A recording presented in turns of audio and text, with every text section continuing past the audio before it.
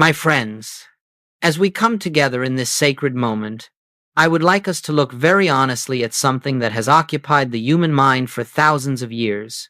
It is prayer. And yet, for all the prayers uttered, for all the words spoken into the heavens, for all the tears shed in earnest pleading, the world still suffers. People pray for peace, and wars continue. People pray for health, and disease persists. People pray for supply, and shortages remain. And so it must be clear that the difficulty does not lie in God, nor in any failure of divine love, nor in any reluctance of the infinite to reveal itself. No, the difficulty lies in the way mankind has been taught to pray. For most of the world, prayer is an act of reaching outward. It is the attempt to persuade a distant God, a God somewhere beyond the clouds or beyond the stars, to intervene in human affairs, and so the individual becomes a beggar in his own universe, calling upon a power he believes is separate from himself. But I say to you, that very attitude is the beginning and the end of unanswered prayer. For the moment you believe that there is a God outside of your own being, you have already placed yourself in separation, and separation is the one condition in which spiritual fulfillment can never appear. You see, the tragedy of the human race is not that God is silent, but that man is deafened by his own belief in a God who must be informed, persuaded, or convinced. The tragedy is not that prayers go unanswered, but that the majority of prayers are never truly prayers at all. They are fear in disguise. They are anxiety wrapped in holy language.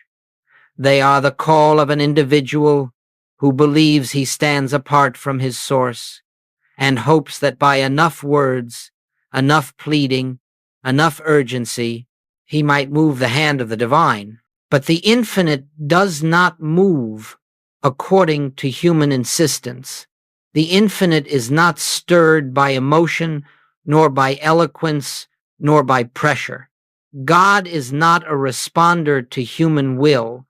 God is the very presence, the very life, the very consciousness that is already within you, and until this is understood, prayer remains ineffective, because prayer that begins in separation must end in disappointment, and so the first truth we must face gently, humbly, but firmly is that the common notion of prayer is almost entirely mistaken. Prayer is not the act of getting God to do something.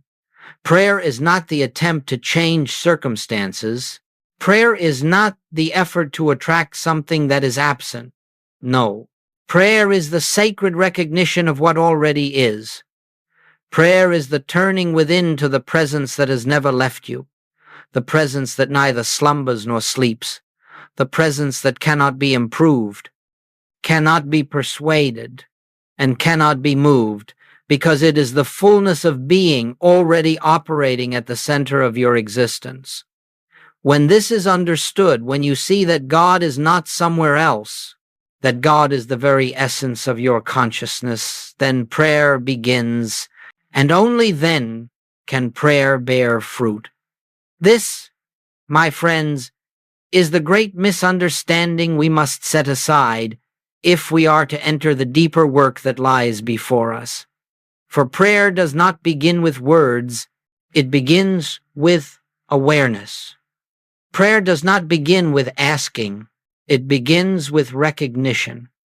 Prayer does not begin in the outer world, it begins in the silent sanctuary of your own being.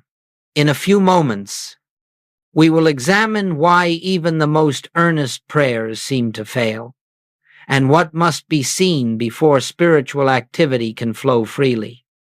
But for now, let us hold this one truth close. God is not afar off. God is closer than your breath, nearer than your heartbeat. And it is only in the recognition of this nearness that true prayer can unfold.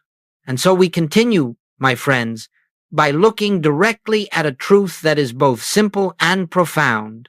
If prayer, as the world knows it, is largely ineffective, why is that so? Why does the human race continue to pray with sincerity, with hope, with urgency, and yet experience so little of the spiritual fruit promised in Scripture? The answer is not mysterious. It is not hidden in esoteric language. It lies in this: most prayers rest upon the belief in two powers. You see, the moment an individual begins a prayer with the thought, I have a problem, and I must now ask God to remove it, he has already divided the universe. He has established a problem on one side and God on the other. He has created an adversary, whether that adversary is disease, lack, danger, conflict, or fear, and he believes this adversary has a measure of power, a degree of reality, an authority to act in his life, and then he seeks to invoke a second power, God, to overcome the first. This, my friends, is the essence of every unanswered prayer. For the moment you accept two powers in your consciousness, good and evil, harmony and discord, God and problem, you have stepped out of the spiritual universe and into the realm of illusion, the realm where struggle is inevitable and peace is always delayed. The Master told us plainly, resist not evil. Why? Because in resisting, in opposing, in fearing, we give form and substance to that which in truth has no power at all. Let me say it gently, but with complete clarity. There is no power apart from God. No disease power, no financial power, no destructive power, no opposing power anywhere in the universe. And yet, listen carefully, the very act of pleading with God to remove a condition is the act of declaring the condition to be a power. Each request, each petition, each anxious thought affirms the presence of a second power, a power that must be fought, corrected, treated, or overcome. In that very moment, the prayer loses its spiritual force, because the individual is no longer abiding in truth. He is struggling within a divided mind. Understand this well. If you pray to God to fix something, you are already confessing that something stands outside the government of God. If you pray to God to heal, you are already accepting disease as a reality. If you pray to God to supply your needs, you are already conceding that supply is lacking. And if you pray to God to remove fear, you are already upholding fear as a genuine power. This is why prayers go unanswered, not because God refuses, but because man prays from a state of spiritual ignorance, unconscious of the fact that he is affirming exactly what he hopes to dissolve. True prayer, the prayer that bears fruit, begins with the recognition that there is no power apart from the one. There is not God and something else. There is not spirit and material condition. There is not the infinite and a problem. There is only God, only presence, only the one life expressing itself. And so before prayer can be effective, this fundamental error must be removed from thought. The belief in two powers must dissolve. The divided mind must become a single mind. The consciousness must return to its original purity. God as the one power, the one presence, the one reality. Only then can prayer unfold into realization. In the next part, we will look at the greatest error mankind makes in prayer, the subtle but devastating mistake of praying to God, as though God were separate from us. But first, hold this truth: all unanswered prayer has one root, one cause, one misunderstanding: the belief that there is a power other than God.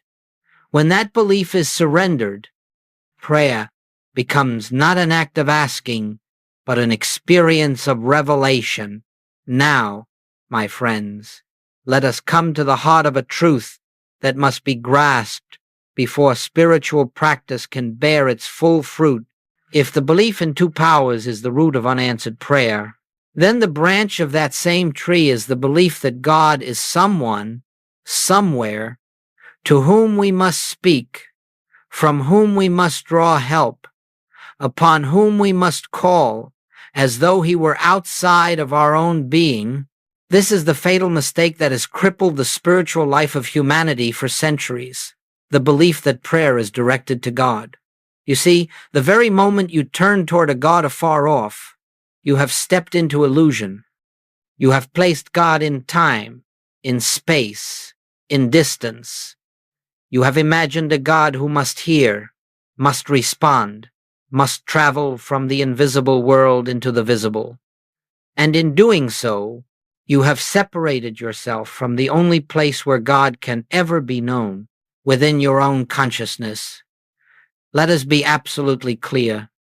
God is not in the sky. God is not in a temple.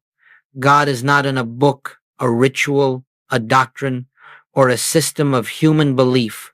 God is the very presence of your own being, the life that animates you, the consciousness by which you are aware. The kingdom is not coming from without, it is recognized from within.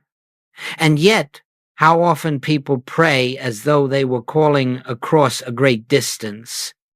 God heal me. God save me. God help me. God give me what I lack.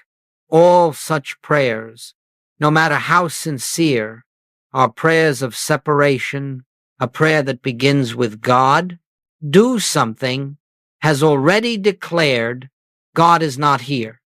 A prayer that begins with God give me has already declared I do not have. A prayer that begins with God save me has already declared something has power over me. And so the prayer fails not because God refuses to listen, but because the one praying has not yet entered the truth of oneness. You see, my friends, prayer does not go outward. Prayer arises from the depth of being. It is not spoken to God. It is spoken from God. That is why Jesus could say, I can of mine own self do nothing. The words he spoke, the works he accomplished, were not of a man pleading with a deity, but of God speaking through a consciousness surrendered to the One. To pray from God is to recognize I and the Father are one. All that the Father is, I already am. All that the Father hath is already mine, not through acquisition, but through realization in that moment. Prayer is no longer an act of petition, it becomes an act of recognition.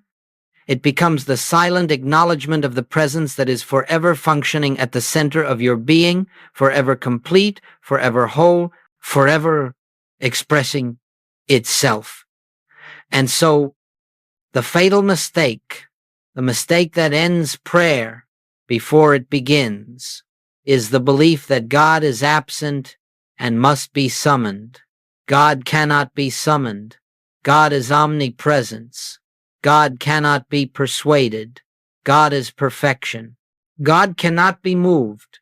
God is already the fullness of all being.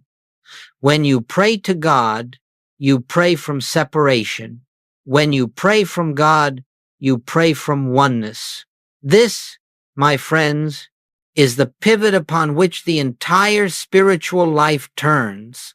And when this truth is felt, even in a small degree, the tone of prayer changes. It becomes quiet. It becomes peaceful.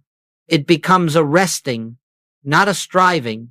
And from that resting, the activity of God begins to flow. In the next section, we will come to the great turning point, the split second of awareness that transforms prayer from human effort into divine realization. But before we take that step, let this truth rest gently in your heart. God is not reached through prayer. God is revealed through prayer. And prayer, to be effective, must begin in the recognition that God is already where you are. And now we arrive, my friends, at that sacred moment upon which the entire structure of spiritual living rests. It is not a moment measured by the clock. It is not a moment born of effort or discipline. It is a moment that may come in the midst of silence, or in the midst of turmoil, in the quiet of your room, or in the noise of the world. It is the split second of awareness in which you awaken to the truth that God is not someone you reach for. God is the very presence that lives you. This instant, this inner turning, this dawning recognition is what changes every prayer. For until this moment arrives, prayer remains an activity of the human mind, seeking, reaching, asking, hoping. But the moment the truth is touched, prayer ceases to be a human act and becomes a divine revelation. It is here, in this flash of awareness, that the burden lifts, the fear dissolves, the struggle ends, not because the outer condition has changed, but because you have awakened from the dream of separation. Let me speak plainly. True prayer is not asking. True prayer is awareness. Awareness of what? Awareness of oneness, awareness of the one power, awareness that the presence you seek is the presence that is already functioning at the center of your being. In that instant of realization, the entire fabric of the problem begins to unravel, not through force, not through effort, not through will, but through the simple recognition that there is no other power acting upon you. The problem, whatever its name or form, is seen for what it is, an appearance without substance, a shadow that cannot withstand the light of truth. When the truth dawns, you do not say, "My problem is solved." You say, "There was no problem in God, and therefore none in me." You do not say, "God has removed the illness." You say, "God being all. Illness could never have been a power." You do not say, "God has supplied my need." You say, "Supply was never absent, only my awareness of the source was clouded." This is the mystical moment where the human sense of life yields to the divine. It is the moment in which personal responsibility gives way to spiritual assurance. It is the moment in which you stop trying to make truth work and allow truth to reveal itself. And I tell you, this moment can come in an instant. It can come while washing dishes, walking down a street, sitting quietly in your chair. It is not created by thought. It is not brought forth by concentrated effort. It is simply recognized. This recognition, this inner click, is the very heart of spiritual realization. It is the rock upon which healing is accomplished, not by adjusting the outer picture, but by illuminating the inner consciousness. Once you have touched this awareness, even for a breath, you will know. Prayer is not the attempt to bring God into your condition. It is the recognition that God never left. In the next section, we will explore how to enter this state more consciously, more frequently, through one simple act: the practice of stopping, of turning inward to that which has always been present. But remember this: the moment you sense the presence, even faintly, the prayer is already answered, because the revelation of the One leaves no room for a second power. And now, my friends, having seen that prayer becomes effective only when it rises from the awareness of oneness, we must look at the simple practice that opens the door to this awareness. It is not a complicated technique. It is not a ritual reserved for holy places or sacred hours. It is the humble, quiet act of stopping the restless activity of the human mind, stopping the frantic search for solutions, stopping the ceaseless effort to make God act according to our will. You see, The human mind is forever in motion. It seeks, it fears, it calculates, it plans. It is always moving towards something or away from something. And yet all spiritual realization begins not in movement, but in stillness. All revelation is born not of thinking, but of resting. All truth enters consciousness not through effort, but through silence. This is why, in the infinite way, we teach the practice of stopping. It is the moment in which you withdraw your attention from the outer world, not to escape it, not to deny it, but to recognize that your good is not in the outer scene at all. It is the moment in which you quietly turn inward and acknowledge, "Thou art here," or simply, "I am." These words are not spoken to attract a presence. They are spoken to awaken your awareness to the presence already functioning. They are not words of request. They are words of recognition. They do not aim to change anything. They aim to reveal what already is. Stopping means this. For a breath, for a heartbeat, for a moment, you release every attempt to improve your life. You lay down the tools of the intellect. You cease your struggle against conditions. You no longer try to direct God, guide God, or instruct God. In that instant, you create the space in consciousness through which the divine activity can reveal itself. This stopping is not an escape from responsibility. It is the entrance into your only true responsibility, the responsibility to be still and let the presence be the presence. Nothing is gained by continuing the mental noise that has governed human living for thousands of years. Something is gained, everything is gained when the noise is silenced, and this practice is not reserved for long hours of meditation. In fact, I would urge you not to wait for long hours. The mind will resist. The world will interfere. Instead, take brief, frequent pauses throughout your day, many times a day, if possible. For just a minute or two, turn your attention inward with no purpose, no request, no agenda. Simply become receptive. Simply acknowledge, "I and the Father are one. The place whereon I stand is holy ground. Thou art here." In these moments of quiet turning, something begins to shift. A subtle peace enters consciousness. A sense of assurance rises, unexplainable, but undeniable. You begin to feel, not merely understand, but feel the presence of the one that never leaves you. And as you cultivate this sacred stopping, you discover that it takes less and less time to enter the awareness of oneness. In time, a minute is enough. A breath is enough. A glance inward is enough.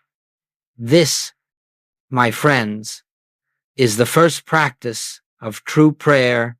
Stop, turn within, acknowledge the presence, and rest. In the next section, we will explore the essence of this rest, what it means to listen in prayer, to be receptive to the divine impulse that speaks without sound and moves without effort. But for now, let this truth settle deeply. When you stop turning to the world for answers, you begin turning toward the only place where answers exist within the silence of your own being. And now, my friends, having learned the sacred art of stopping, we come to the very essence of prayer. For once the mind grows still, once the inner turning has been made, we discover something remarkable. True prayer is not what we have been taught. It is not the speaking of words. It is not the forming of thoughts. It is not the repetition of formulas or affirmations. No, true prayer is listening, pure receptivity to the divine activity that is already present. The greater part of the world prays by speaking to God, but in spiritual living, We pray by allowing God to speak within us. We do not pray to be heard by God. We pray to hear God. We do not pray to move the divine. We pray to be moved by the divine. And so prayer becomes not a monologue, but a holy silence in which the still small voice can make itself known. Let me tell you, the entire universe is always filled with the movement of spirit. God is forever imparting, forever pouring, forever expressing. There is no moment when the divine ceases its activity. If we are not receiving, it is not because God is withholding. It is because our consciousness is too filled with noise, too preoccupied with desire, too occupied with fear to hear the whisper of the infinite. And this is why we stop. This is why we turn within, not to present God with a list of needs, but to empty ourselves of all that obstructs our hearing. For in the silence, something happens not through our effort, but through our receptivity. A wordless assurance arises.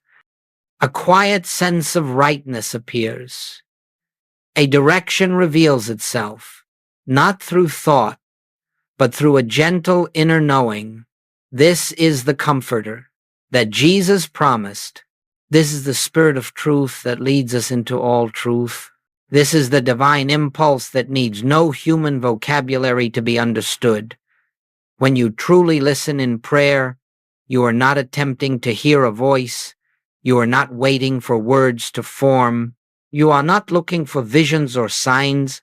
You are simply becoming receptive to the movement of God, the flow of grace, the unfolding realization that begins as a feeling, a peace, a certainty that wells up from within. You may find, at times, that nothing at all seems to happen. There is only quiet, only stillness. But I tell you, that stillness is the prayer. That quiet is the answer. For in that moment, you are resting in the presence, and the presence is doing its work. Long before your outer life reflects harmony, the inner harmony has begun. Long before the appearance changes, consciousness has changed, and that change is the seed from which every demonstration grows. This listening is not something you force. It is not something you strain to accomplish. It is an allowing, a yielding, a gentle opening of the soul to God's activity. And as you practice this receptive silence, you will discover that the divine impulse comes in many forms. Sometimes it comes as a sudden, knowing, complete, whole, unmistakable. Sometimes it comes as peace, dissolving fear without a single word spoken. Sometimes it comes as clarity regarding what to do or what not to do. And sometimes it comes as an inner conviction that all is well, even when nothing external has yet changed. But always it comes within. It does not come from the world. It does not come from people. It does not come from books. It arises from the ground of your own being, for that ground is God. So remember, prayer is not speaking. Prayer is listening. Prayer is not asking.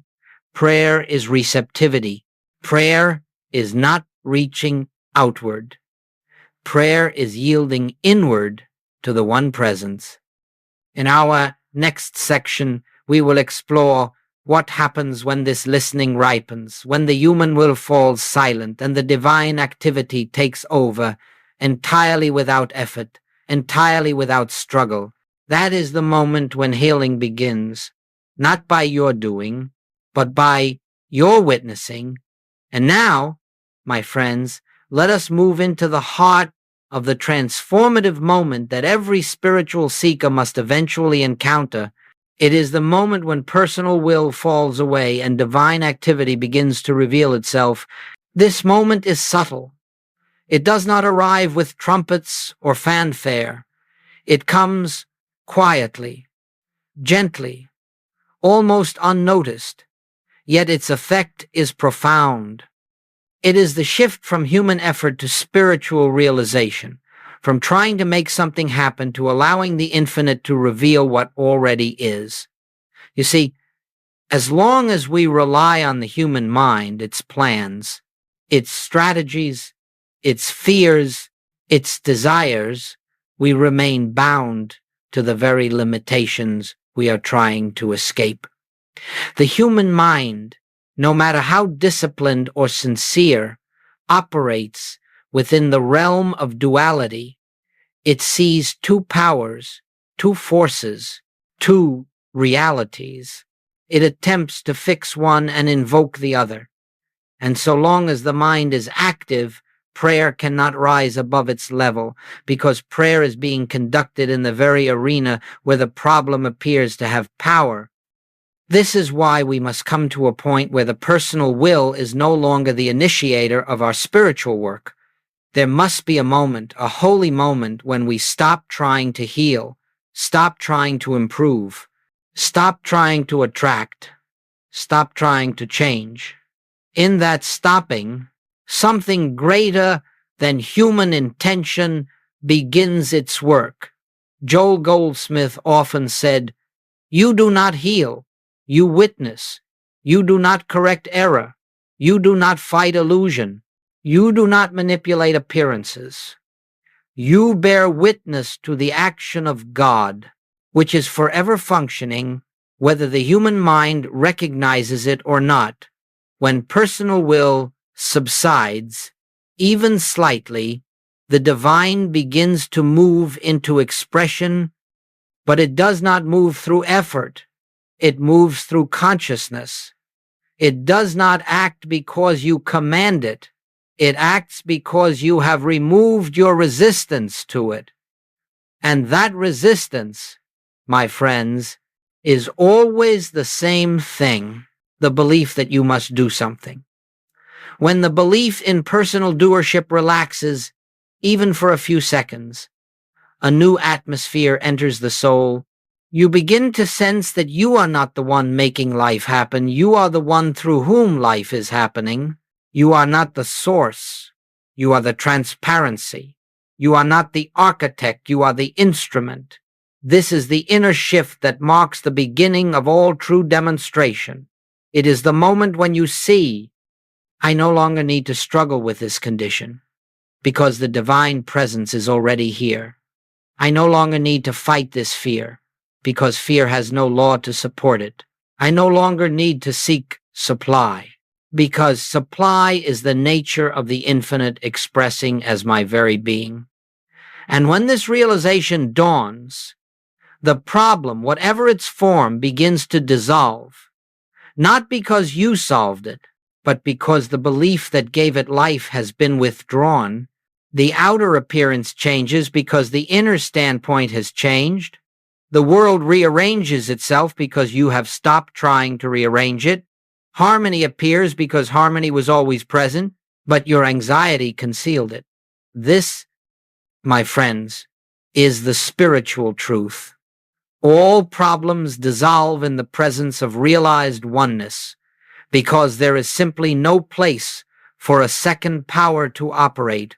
Where oneness is revealed, fear cannot remain.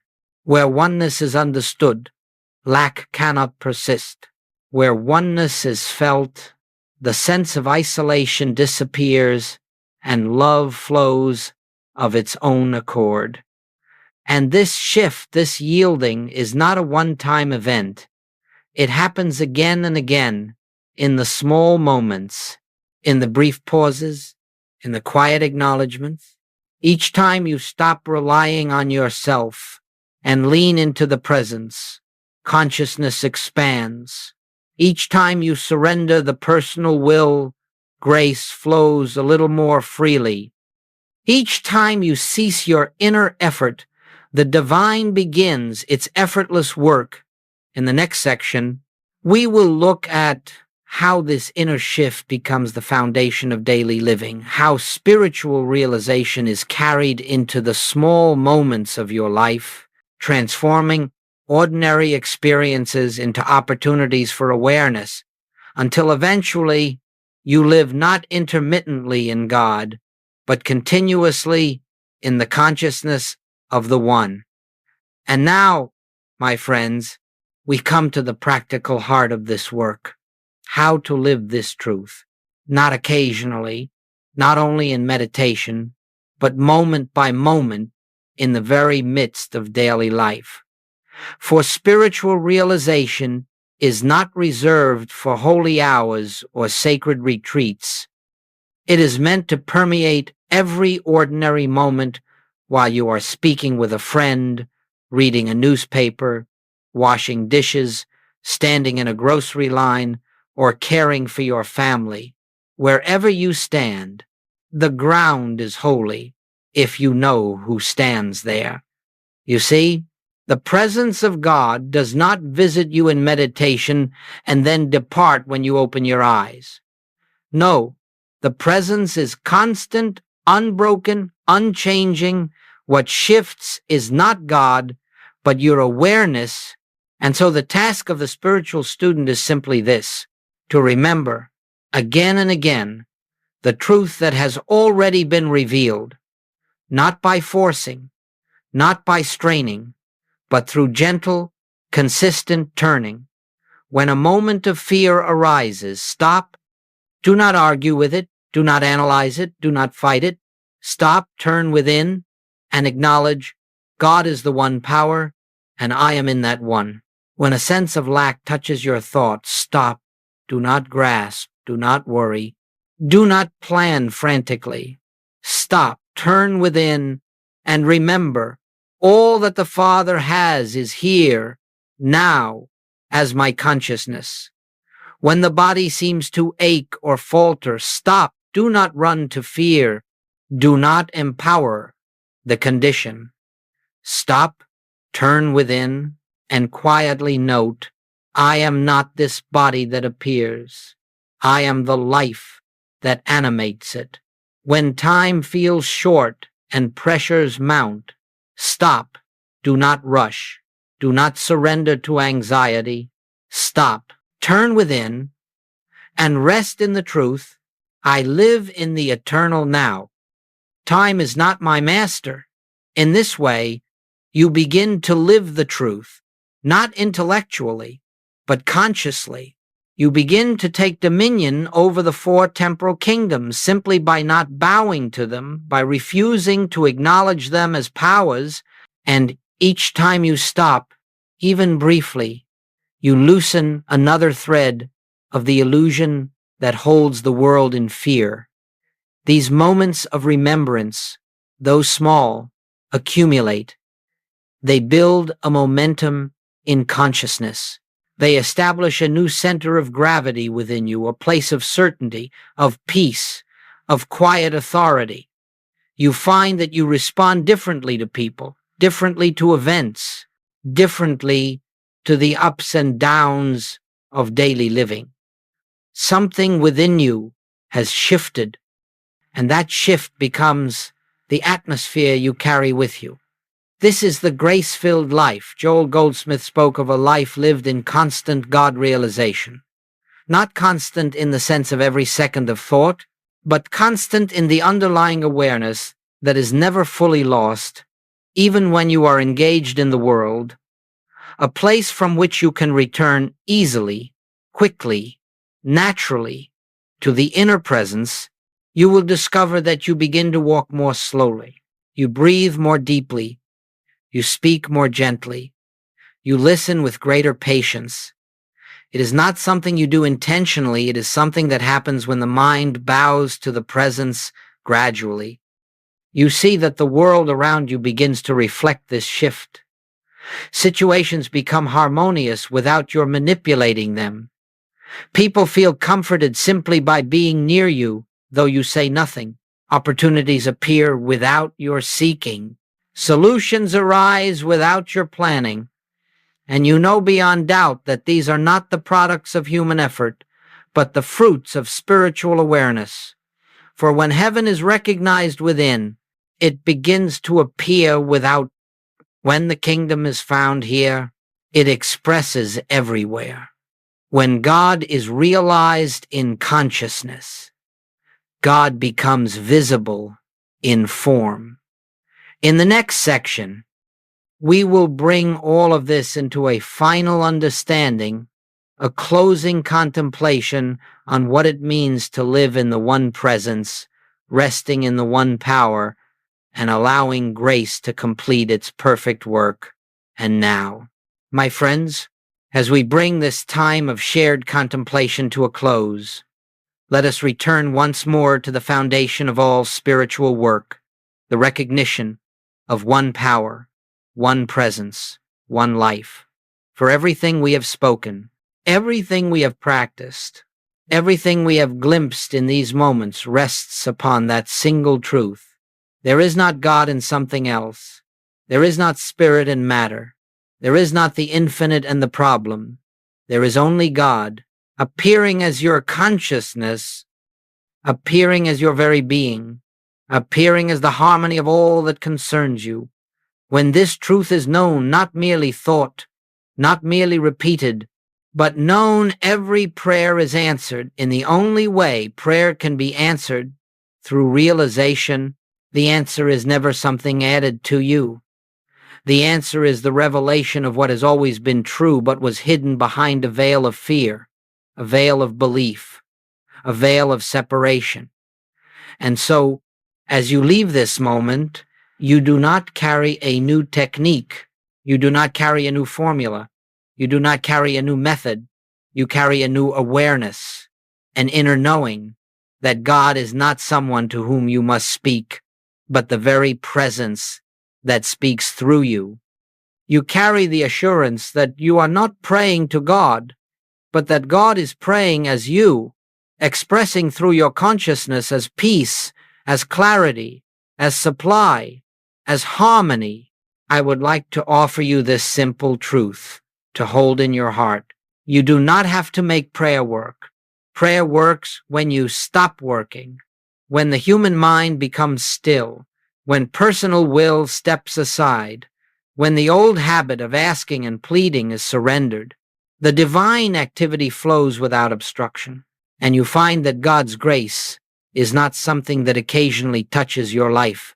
It is the very law of your being. So let us rest, just for a moment, in quiet recognition. Let us feel, not think, not analyze, but feel the nearness of the presence. Let us acknowledge silently, I and the Father are one. All that the Father is, I am. The work is done. Sit for a breath in this awareness and notice how the atmosphere changes, how the mind softens, how the heart opens, how peace settles like a gentle mantle upon your shoulders. This is the fruit of stillness. This is the result of stopping. This is the answer to every prayer, the recognition of the one that has never been absent. And as you walk back into the world, do not strive to hold this state. Do not grip it with tension. Simply return to it again and again, lightly, gently, throughout your day. For each time you turn within, even for a moment, you are watering the seed of realization, and that seed, in its own perfect season, grows into a life lived in God consciousness. You are never alone. You are never without guidance. You are never without supply, and you are never, ever separate from the one who lives as you, through you, and in you. And so, my friends, go in peace, not the world's peace, fragile and fleeting, but the peace that the Master spoke of, the peace that passeth all understanding, the peace that comes when the heart knows God is the only power, and God is here.